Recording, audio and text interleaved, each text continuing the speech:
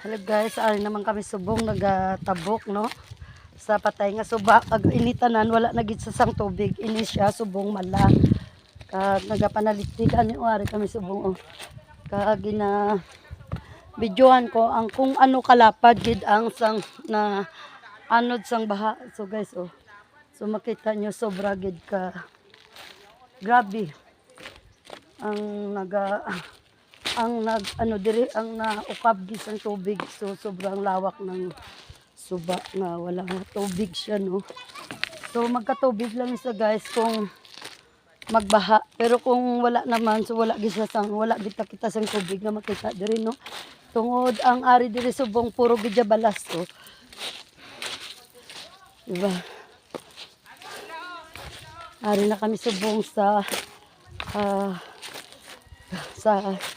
tiyak nga suba nga wala sang tubig sang pamalay. So ayan guys oh, tingnan nyo yung balay nga o gani.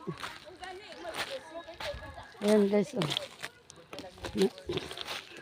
grabe. So kami ari kami subong mga grabe no guys oh, tingnan mo yung balay oh.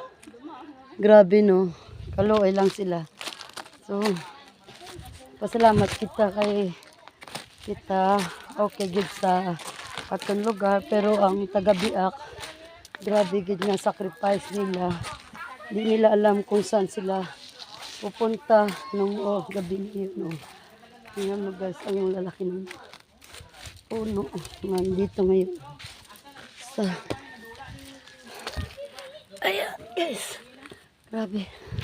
Sobrang taas. Ayan guys, oh. Diba? Pero may tao pa rin.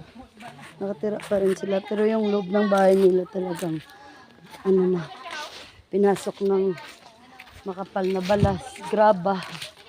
Grabe na guys. Ayan guys, oh. Ayan, ayan. Kasama ko. Ayan. Bye. Ayan guys. Ayan.